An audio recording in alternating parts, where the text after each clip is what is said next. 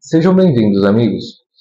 No vídeo de hoje vou falar sobre a continuidade da tradição e a sua permanência. E por tradição aqui, claro que eu vou trazer exemplos literários, esse é o meu objetivo. Se vocês já viram o título do vídeo, eu vou falar de 3 autores, não é, que dialogaram entre eles, ou melhor, de 2 autores relativamente modernos, um moderno, já falecido, e outro contemporâneo, que esses 2 autores dialogaram com Dante. Mas eu quero trazer a ideia de tradição em sentido muito amplo, que abarca e transcende a literatura. A tradição como aqueles modos de vida ou tentativas de receber os grandes problemas da vida humana e de lidar com eles. Os problemas são muito parecidos, alguns têm o mesmo fundo, embora as circunstâncias mudem ao longo dos séculos, e mais do que isso, esses problemas e o modo de recebê-los e enfrentá-los se renova em cada pessoa, se renova em cada nova vida humana, de modo que nós também precisamos lidar com a dor, o sentido dela, nós precisamos lidar com a morte, nós precisamos lidar com as frustrações, nós precisamos lidar também com as nossas conquistas, o que é que vale mais a pena buscar, sabendo que a vida é finita, que o nosso tempo é curto para tudo aquilo que gostaríamos de fazer, não é? Como lidar com essa ambiguidade de que eu falei no vídeo sobre o Jayber Crow e que eu me aprofundo um pouco mais no curso, essa ambiguidade que ainda existe quando nós encontramos o sentido da vida e a vocação, não é? Como é que nós lidamos com isso? Como é que nós entendemos? Qual a relação entre a confissão, ou seja, o exercício confessional de perceber esses problemas, de perceber o modo como nos afastamos da verdadeira fonte da vida e de sentido que é Deus, e como isso interfere na nossa vida. E que por mais que outros já nos tenham legado, não respostas prontas, mas sobretudo testemunhos, porque mesmo em termos de fé, mesmo que nós tenhamos, por exemplo, algumas respostas no credo apostólico, nós precisamos trilhar o caminho da ascese, do amor a Deus, né? Então, nós recebemos dos santos, por exemplo, testemunhos. E nós recebemos dos grandes autores da literatura também testemunhos. Testemunhos de peregrinações, testemunhos de possibilidades humanas, testemunhos de personagens que, por exemplo, não puderam resistir a certos vícios, não puderam resistir à sua autodegradação. E de personagens que, por outro lado, viram como esses vícios os degradavam de tal modo que os iriam destruir e tentaram lutar contra isso. E essas possibilidades nos são narradas, nos são contadas na grande conversa que é a tradição, que é o verdadeiro testemunho do espírito humano. E aí já começando pelos clássicos pré-cristãos. Se vocês viram o título, o primeiro nome que aparece é o do Dante Alighieri. Então, sim, nós vamos falar um pouco dele também. Nós vamos falar do Dante como aquele que inaugura para Wendell Berry e para Maurice Baring uma possibilidade humana, essa possibilidade da peregrinação. Se o Dante, a gente pode dizer, bom, acho que inaugura é impreciso, né? Porque o próprio Dante fala dos seus antecessores, não tem vergonha nenhuma, senão ele tem orgulho dos seus antecessores. Bom, o Dante não inaugura essa coisa da peregrinação, da vida humana enquanto peregrinação, mas o Dante eleva essa experiência que já existia desde os tempos dos clássicos. Se a gente pegar a Odisseia, por exemplo, ali há uma peregrinação do Ulisses ou do Odisseu. E, no entanto, Dante, o poeta católico, percebe que esta vida toda é uma peregrinação em direção a Deus. Que ele também se encontra em um determinado momento perdido numa selva escura. Que ele encontra aquela que é capaz de levá-lo a Deus desde que ele abrace aquele amor ordenado, que é a Beatriz, sem que também esse guia, que é a Beatriz, e o amor ordenado que ele precisa ter a ela, exclua a necessidade dos outros guias, muitos deles até maiores do que a própria Beatriz. E outros que não conseguiram chegar, como Virgílio, poeta pagão, por exemplo. Então a tradição nos lega modos de viver, são modos de pensar e agir na realidade diante de experiências humanas comuns que todos nós temos que enfrentar. E como cada vida é única, o esforço precisa ser refeito. Ninguém pode viver a minha vida por mim. A vida humana, diz o Julián Marías, é a teoria intrínseca, ou seja, por mais que há centenas de milhares de anos haja homens passando pela experiência da morte, tanto pela perda de pessoas amadas, quanto pela meditação na sua própria morte, isso não exclui a minha experiência. Isso não exclui que eu vou passar por isso.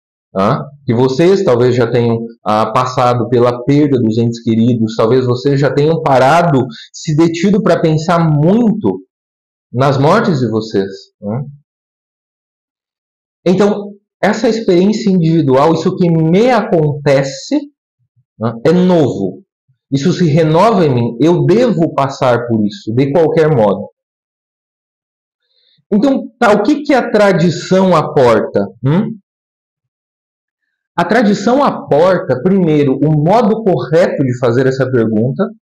Ao nosso redor, há uma sociedade que ela nega a própria morte, das pessoas negando a própria morte, tentando não pensar sobre ela. E, por outro lado, há uma tentativa indiscriminada de eliminar os inocentes, discretamente, sem deixar rastro. Aqueles que não podem se defender. Percebam então que, olha, já é algo próprio do nosso tempo. A gente já precisa de um jeito de formular isso. Que experiências análogas nós podemos encontrar nos clássicos? Bom, a tentativa de fugir da própria morte, um medo assim de morrer, de ficar doente, de sofrer, ou de assumir compromissos, um medo de amar, porque o amor também supõe essa entrega de si. Por outro lado, uma crueldade tal que procura eliminar justamente os inocentes. Bom, como que eu formulo isso? Qual é a raiz disso?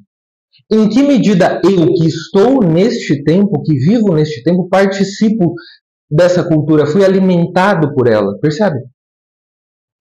Então, o dilema universal, que é o da morte, ganha uma situação concreta que é a nossa, no presente, na nossa vida.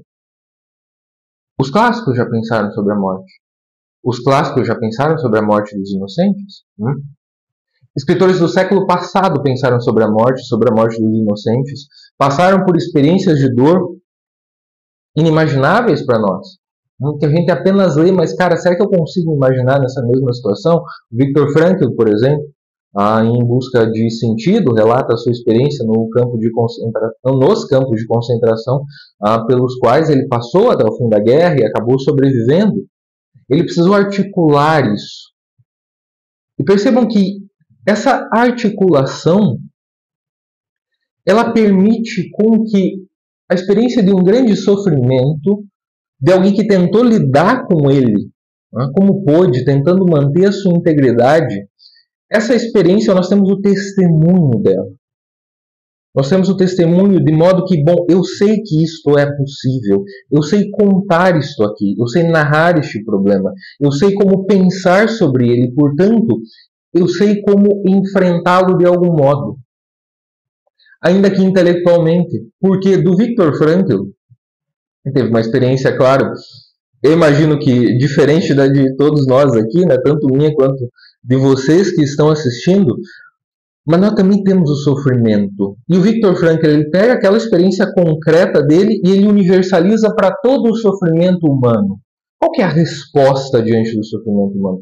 Bom, se eu leio e me deparo com essa resposta, com respostas possíveis diante de sofrimentos que teremos ao longo da vida, bom, eu sei que essa possibilidade de lidar com eles, de enfrentá-los de algum modo, também me é possível, graças a esse e a muitos outros testemunhos. Na tradição nós aprendemos a abraçar então o que é bom e lidar com a dor. Isso de um modo bem simples. Wendell Berry, que é um dos autores de que eu vou falar aqui, ele menciona que a dor, para ela ser trágica, propriamente para se transformar em tragédia, e para passar pela catarse, ela precisa da comunidade. Que uma dor sozinha não é um sofrimento. O sofrimento é o que é propriamente humano. A dor não chega a ser propriamente humana, porque todos os seres sencientes têm a dor, eles sentem dor. Mas o sofrimento é propriamente humano. E o modo como ele se transforma em uma tragédia é na comunidade. É quando eu levo aquilo de algum modo para a minha comunidade, no sentido de que, bom, por pior que tenha sido aquilo que eu passei, eu vou continuar seguindo a vida. Eu vou continuar me doando e me entregando aos demais. E se eu perdi alguém que eu amo, por exemplo, eu vou continuar me entregando e me doando aos demais apesar daquela dor. E às vezes com um sentimento de culpa, que é comum nas pessoas que perdem alguém muito próximo, que é aquela coisa, olha, eu estou vivendo e esta pessoa desapareceu daqui. Às vezes isso acontece, é possível também. Ou, de um modo já mais elaborado, que é menos um sentimento e mais uma convicção, eu vou honrar esta pessoa, sendo o melhor que eu puder, por amor a ela também. Percebam, e tudo isso acontece em comunidade. E eu posso deixar um testemunho de como eu vivi essa dor. Porque, claro, eu não sou o único a experimentar esse tipo de dor. Eu não sou o único. E um dos modos de comunicar, de tornar comum, ou seja, de levar a dor para a comunidade, transformá-la em sofrimento, em tragédia e assimilá-la, o que é já uma antecipação da participação na comunhão dos santos, não é? Essa dor que é comum, que se faz comum, que eu compartilho, é a arte. A literatura, em especial, nos dá esse testemunho do grande sofrimento humano, mas também das conquistas, da beleza da criação, da afirmação da criação de Deus apesar do sofrimento, da bondade de Deus apesar do sofrimento e da responsabilidade humana. E vejam que horrível isso. Vamos supor que eu perco uma pessoa que eu amo muito e que a minha vida, bom, ela tem que continuar, mas eu tenho esse sentimento, agora sim, um sentimento mesmo, uma raiva contra aquilo que aconteceu e bom, eu posso ter uma raiva de outra pessoa, se de algum modo ela contribuiu para isso, direto ou indiretamente, ou eu posso ter raiva do próprio Deus, quando assim é uma fatalidade mesmo, ninguém tem nada a ver com isso. E vejam, esse sentimento é forte, a gente imagina que ele é comum, ele de fato é comum, e é um negócio que vem, mas como é que eu vou lidar com ele? O que eu vou fazer com ele? Eu vou escolher me ressentir para sempre? Porque, bom, eu ainda tenho um dever diante da minha própria vida e diante desse amor que eu quero honrar. Por mais duro que pareça, então eu tenho que conviver com esse sentimento. Vejam o desafio. Então nós nos encontramos nessas possibilidades humanas, a do sofrimento é a mais clara, é por isso que eu a trouxe, embora não seja a única, com esse paradoxo da repetição e novidade. Outro exemplo muito bom é que é normal que os homens se apaixonem, mas é sempre novo quando um homem se apaixona. Quando cada um de nós nos apaixonamos, é algo sempre novo. E a gente pode pegar os belíssimos sonetos do Camões, a gente pode pegar as poesias de amor, a gente pode pegar experiências de amor relatadas em romances, a experiência de amor do próprio Dante, transfigurada na forma artística de que ele foi mestre, a poesia. E bom, então essa experiência de se apaixonar e depois de amar propriamente alguém, é algo humano, ok, mas é novo quando me acontece. Eu posso ter lido muito sobre isso, e se eu li, é bom porque eu terei formas para contar e descrever aquela experiência. Mas quando ela me acontece, embora eu saiba que seja possível, que seja humanamente comum, ainda assim é uma grande novidade com a qual eu terei que viver. E aí pode ser uma novidade boa, uma novidade ruim, enfim.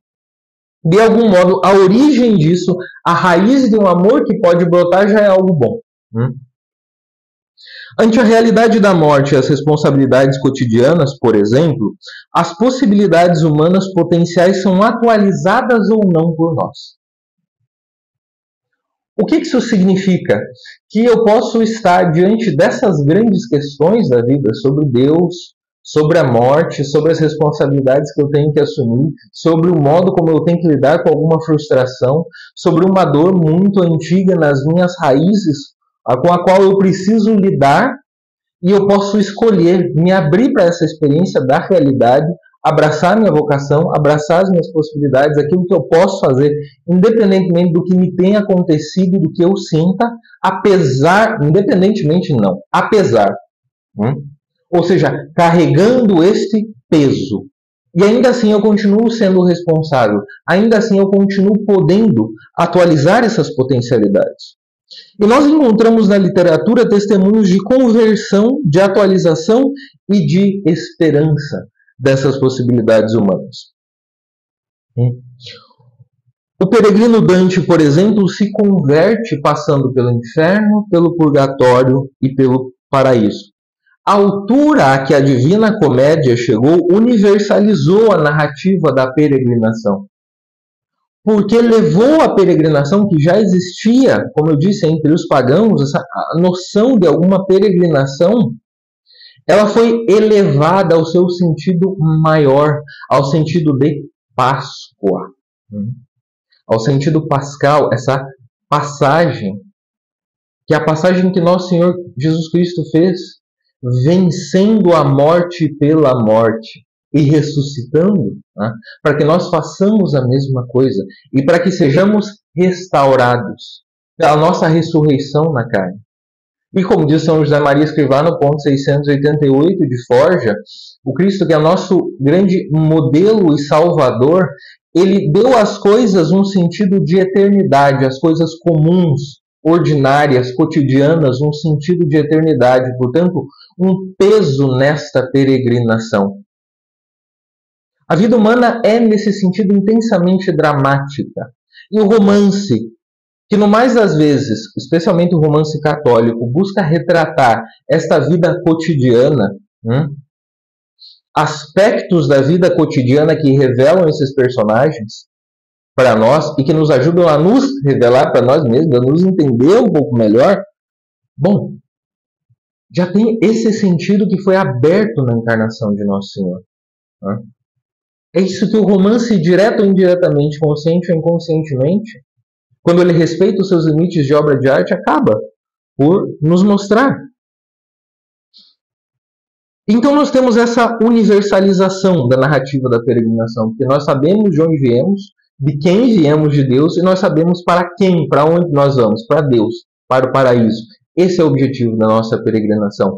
E no meio do caminho, com todas essas coisas que ganharam esse sentido de eternidade, que Cristo restaurou o sentido de eternidade que elas já tinham para Adão, essa caminhada, tudo isso que cultivamos e construímos ao longo da vida, na verdade, continuado, aperfeiçoado, permanece na eternidade. Esse é o nosso voto de esperança. E essa é a universalização que o Dante conseguiu nos mostrar também com seu poema, com a Divina Comédia. A arte desse poeta, a guia do Virgílio, do seu mestre, tudo isso, o amor por Beatriz,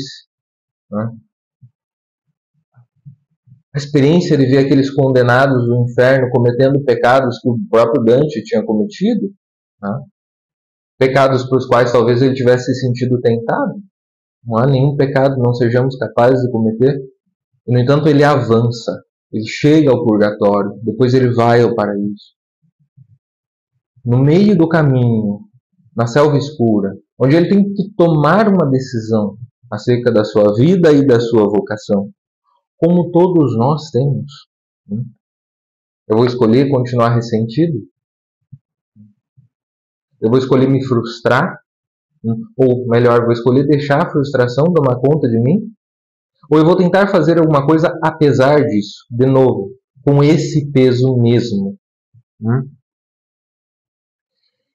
E nós podemos ver na própria literatura, então, exemplos dessa mesma trajetória humana, dessa mesma peregrinação e em diálogos entre si. Maurice Baring e Wendell Berry, por exemplo, dialogaram com Dante. E eu vou falar brevemente de dois romances, que eu já falei deles em outros vídeos, mas não necessariamente nesse contexto e nessa relação com o Dante, embora eu tenha individualmente relacionado cada um deles com a Divina Comédia. Por um lado, em Jayber Crow, ao que eu dediquei o curso Jayber Crow Vocação na Vida Cotidiana, está aqui. Nós temos o exemplo de um peregrino que abraça a sua vocação na responsabilidade da vida cotidiana, que conhece a sua Beatriz, que a ama e que para amá-la ordenadamente, ele precisa de um voto de fidelidade, de um compromisso, de ser uma pessoa melhor. E por outro lado nós temos, derrubei a foto do Maurice Baring, mas agora que eu lembrei, ela está aqui para mostrar para vocês que esse é o Maurice Baring. Por outro lado nós temos C, de Maurice Baring, C. Tá? Carol Brandley, o apelido dele era C e o título do romance é C. Se vocês quiserem entrar mais nesse romance, conhecer um pouco mais dele, eu recomendo a minha aula de introdução ao romance católico dedicada a ele. Eu tenho uma das minhas 12 aulas, eu não lembro o número da qual, acho que é a 8, 9, não estou muito certo, mas tem a playlist Romance Católico, vocês podem ver aqui no canal, tem uma aula dedicada a Si, de Maurice Baring. Em si, por outro lado, ao contrário do peregrino Jayber Crow, nós temos um anti-Dante. É aquele que encontra o caminho, que reconhece a necessidade de conversão, mas prefere se destruir. Mas ele se deixa levar. Percebam, a forma aqui foi aberta pelo Dante. O diálogo aqui, desse modo completo, de eternidade, em termos de salvação, de eternidade, de vencer a morte, de continuar, de ser uma peregrinação rumo a Deus, foi aberta, foi universalizada, foi magnificada pelo Dante, nessa peregrinação completa que ele nos mostra na Divina Comédia. Então, o que é que os outros autores fazem, podem fazer, dialogando com essa tradição? Pensar no presente. Pensar que neste momento, o próprio Jayber Crow fala, olha, eu passei por purgatório, inferno, paraíso, e não nessa ordem, várias vezes ao longo da minha vida. E se um romancista, por exemplo, se detiver em um desses aspectos? Porque nós nos detemos nessas encruzilhadas. E se um romancista... Porque vejam, a poesia do Dante já está completa, ela já entrou para a tradição. E se o romancista se dedicar a descrever um pouco mais a selva escura? Porque é uma possibilidade humana. Tem gente que passa a vida inteira na selva escura. Nós passamos por longos períodos de selva escura, antes mesmo de entrarmos no inferno. E depois no purgatório, e depois no paraíso. Percebem como esse diálogo é uma obra de arte respondendo a outra obra de arte. E essa possibilidade de nós encontrarmos o caminho e abaixarmos a cabeça e não seguirmos até ele. No inferno tem uma passagem assim, não é? Que o Virgílio pede para o Dante, olha, não fica olhando para ele muito tempo não, abaixa a cabeça e vai, e vamos que eu vou contigo. Essa imagem é muito boa, olha, você nem deve ficar olhando muito para esse negócio aqui que está acontecendo, para esses condenados. O problema é que às vezes, nós, por medo, conforto, segurança, nós nos recusamos,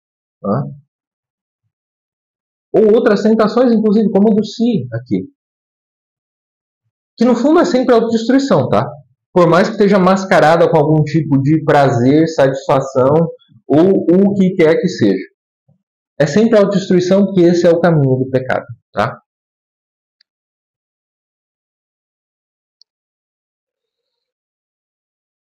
É possível, então, a gente fechar os olhos para a própria vocação e experimentar depois aquela sensação de eu não vivi. Em qualquer momento da nossa vida.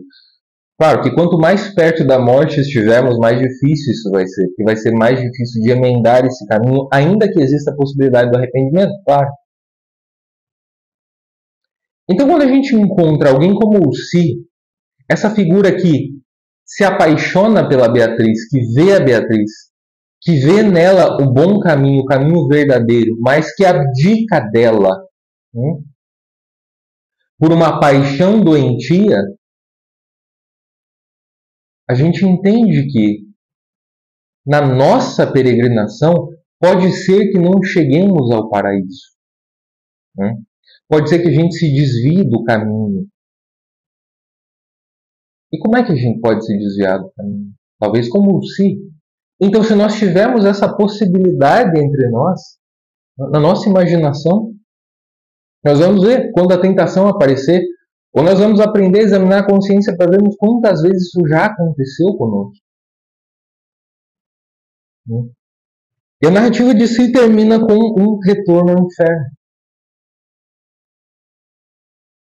Ele passa pelo purgatório, mas ao invés de subir, ele volta. Ele volta. Ele vê de um lado a Beatriz e do outro lado outra figura que quer puxar para baixo. E é atrás da figura que o quer puxar para baixo que ele vai. E ele sabe para onde ele está indo. Portanto, ele tem consciência da sua autodestruição. Do rumo que ele está tomando. Em Jayber Crow, nós encontramos outro viajante parecido com o Si, parecido com o Dante, mas que já, feito Dante, se faz peregrino. Ele deixa de ser um viajante para se tornar um peregrino. Ele volta às próprias raízes sem medo. Ele, não sem o sentimento em si do medo que ele o tem, mas ele enfrenta com coragem. Ele volta às próprias origens e às origens do mundo. Como Santo Agostinho e como Dante. É isso que Dante faz também, na Divina Comédia. E aí ele se encontra diante de uma possibilidade similar à do Si. Até mais extrema. Por quê? O Jayber Crow sabe que não vai poder se casar com sua Beatriz, como o Dante. Mas isso não faz com que ele desista desse amor ordenado. Muito pelo contrário, faz com que esse amor seja purificado. Faz com que a aspiração ao infinito dessa mulher, porque todo ser aspira à eternidade também, todo ser humano aspira à eternidade, a imagem e semelhança de Deus, a continuidade, faz com que ele queira começar a se tornar melhor aqui para que essa melhora continue. Permaneça. Para ser fiel, leal à bondade desse amor, que ele não vai poder usufruir neste mundo. Mas que não tem problema, porque o ensina, o guia a amar este mundo como criatura de Deus. Olha o paradoxo. Mas foi o mesmo que o Dante encontrou. Portanto, diante dessa possibilidade, que é realizada e não realizada, por um lado, por que realizada e não realizada? Muitas vezes a gente pode ter a experiência do matrimônio, ele se realiza e as pessoas ainda experimentam a incompletude, não é? O matrimônio ordenado, ainda falta alguma coisa. E aí depois elas precisam lidar com essa proximidade espiritual. Com esse desejo pela permanência do outro. Amar é desejar o céu para o outro, o C.S. Lewis diz os 4 amores. O Jayber Crow, ele não teve a oportunidade nem de passar por essa incompletude convivendo com a sua Beatriz. Então ele passou direto para esse outro ponto. Ele purificou as fantasias desordenadas, os pensamentos desordenados de fugir com ela, de estar com ela, o que seria impossível, para esse amor espiritual de permanência. Vejam outro diálogo com Dante. Ele também chega. O Jayber Crow já começa a experimentar o paraíso na sua peregrinação antegozo dele. Guiado pelo amor da sua Beatriz, a quem ele é leal na integridade. Porque ele quer que esse amor permaneça íntegro. Porque ele volta a rezar quando ele começa a amar a sua Beatriz. Vejam que belíssimos. Vejam como é a continuidade da tradição. E tal como Essas experiências se renovam em cada vida humana, né? Elas têm esse paradoxo de repetição e de novidade. Também é assim na literatura, né? Também os autores inseridos nesse grande diálogo da tradição podem aproveitar os mesmos temas e as mesmas questões, renová-los nos seus personagens, porque se renovam nas nossas vidas, né? E explorar talvez um pouquinho mais a possibilidade do fracasso, como Maurice Barron fez, a possibilidade dessa ambiguidade da vocação que não é totalmente realizada aqui, mas antecipada, como Wendell Berry fez em Jayber Crow. E vejam, os dois dialogando diretamente com a Divina Comédia. Porque a Divina Comédia trata de uma experiência universal, humana. Si e Jayber Crow também tratam de experiências universais humanas, que artisticamente podem ser renovadas nos seus personagens e que são renovadas em cada um de nós, né? E que nós aprendemos a enxergar isso quando nós também entramos nessa conversa. E não tem problema que não sejamos artistas. Eles deixaram isso aqui para nós. A arte também é uma comunhão, né? É também tornar comum essa experiência humana. E nós podemos participar dela, né? Porque no fundo o que é que nós queremos? Vim aqui citar esses autores como eu fiz? Não. Aprender a viver melhor. Aprender a amar essas questões. Né? Aprender a amar a vida tal como Deus nos deu. Para cultivarmos e esperarmos que ela permaneça e ainda seja aperfeiçoada no fim da peregrinação. Bom, é isso, meus amigos. Agradeço pela atenção de vocês e até o próximo vídeo.